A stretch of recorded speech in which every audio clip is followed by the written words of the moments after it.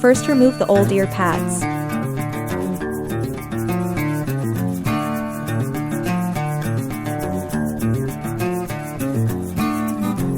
Second, slip the ear pad's edge into the ear cup gap.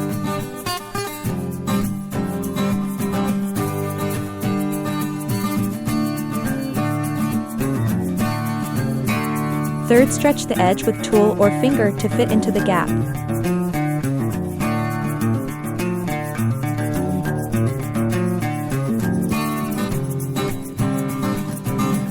Fourth, secure the edge into the gap.